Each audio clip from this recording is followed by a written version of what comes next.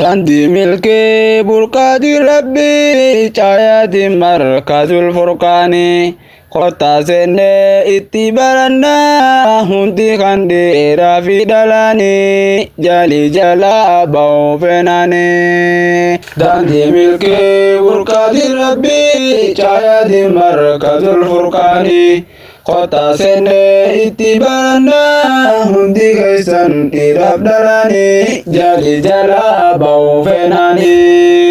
Bismillahi jechuudhaaniin qophiidhaan banadhaa ulee maquma isaa dubbachuudhaaniin barakaa isaa rukachuuf kajeele kofoona dhoorkiniin batachaa rahmaan kan koo irkoo dagalee lakal hamdu yaa rabbii guddaa faaruu tanteen dhiisu yoomillee faaruun tantee tunnaaf dhihanaa lubbuun hin gammaddu siin malee summa salaatu wassalaamu alaa muhammad nabii collee ali sahaaba taabi'aa fi hordoftoota sarara borillee nageenyi isaa haa bu'u yoomuu kan walirraa hin cinne yoomillee. Daandii milkii burqaati rabbii caayaati markazul furqaani kota seenne itti barannaa hundi keessan dhiiraaf dhalaani jali jala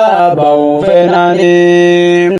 Salaamullahi alaikum yaa obboleeyyan dhiyoo halaalaa xiqqaa guddaan hundi keessanuu akkam jirtan dhiiraa fi dhalaan baga jiruudhaan har'a geenye meejaagaa alhamdulillah nagayaa fi rahmata buunaa kottaa salluu alaa rasuulillah arras deemuudhaaf seene karaa rabbiin na haa tolchuu imalaa. Daandii milkii burqaati rabbii caayaati markazul furqaani kottaa seenne itti barannaa hundi kan dhiiraa dhalaani jali jala ba'uu feenaani. Qur'aana jecha rabbii ol'aanaa sumaatu nuuf ta'e biyya lachuutu milkaa'ina kanaaf yeroo hunda akkaan cimsiine si to'annaa alhamdulillah jenne sirkachuudhaaf rabbi faarsina kennaa rabbii keenya cimsine karaana isaanii nuuf ifa ifaanii kan haqaa fi baatil baafnu addaanii. Daandii milkii burqaati rabbii caayaati markazul furqaani kota seenne itti barannaa hundi keessan dhiiraaf dhalaani jali jala ba'uu feenaani. Ani jiru jireenya koo ati barwaa hedduu nuuf goote wanni ati nuuf goote akkaan jee himuun natti ulfaate. Seera jireenya ilmaan namaa karraamaan biraa nuuf tumamte akkuma achi nuuf tumameen sila addunyaan isaan bulte sila addunyaan tumandinu islaaminaadhaan nuuf faayamte. Daandii milkii burqaati rabbii caayaati markazul furqaani kota seenne itti barannaa hundi kan dhiiraa dhalaani jali jala ba'uu feenaani. Daandii milkii burqaati rabbii caayaati markazul furqaani kota seenne itti barannaa hundi kan dhiiraa dhalaani jali jala ba'uu feenaani. Saya ilmi tan seenaan fagoo markazul furqaan maltu wallaala abbaan isaa kagabbuursee hayyuu beekaa dhaamsaa wallaala ustaada hoo abul mishkaati eenyumaatu isa wallaala nama firii oomisha isaa gama hundaa garuu halaala gaarii jechoon isaa yabbuu gortaan nu daammaysuu qoqqobla. Arraga'ee isa haasayinaa anaa fi isin isa gola yoomuu hin haafinaana jalaa.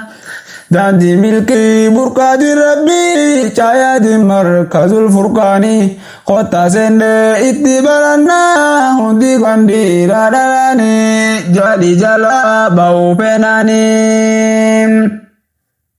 Daandii milkii burqaati rabbii caayaati markazul furqaani. Kottaa seennee itti barannaa hundi kan dhiiraa dhalaanii jaalii jalaa ba'uu feenaanii. Yaa caayaati markazul furqaan siitu gaanii tanaanuuf dhaabe shorii kan kee yoomi mamee dhuma kunoo mi arrallee koreen isaan dhaabbattu arrallee sumayyoota yooniif si galee isaan nantiiniif kumatan yeroo isaaniif kennamtallee ga'een isaanii yoomi mamee dhuma kunoo arraa borullee. Daandii milkii burqaati rabbii caayaati markazul furqaani. Kottaa seennee itti barannaa hundi kan dhiiraa dhalaanii jaalii jalaa ba'uu feenaanii. Amma xamiraan keenya qaalii warra teessoo nuuf tajaajilu. Arshaa Isaaqii fi Ammaatii Hamzii Asii raajoomuun dagannu. Hojiin isaanii hedduu talaa yooniif dhaabbanne achi ilaallu. Jarri warqii faayanuuf caalu. Warra yeroo rabbiif kennanii bakka TikTok Facebook ilaalu. Rabbiin jazaa isaanii jannataan nu haa kafalu. Daandii milkii burqaati rabbii caayaati markazul furqaani. Kottaa seennee itti barannaa hundi kan dhiiraa dhalaanii jaalii jalaa ba'uu feenaanii. Daandii milkii burqaati rabbii caayaati markazul furqaani. Kottaa seennee itti barannaa hundi kan dhiiraa dhalaanii jaalii jalaa ba'uu feenaanii.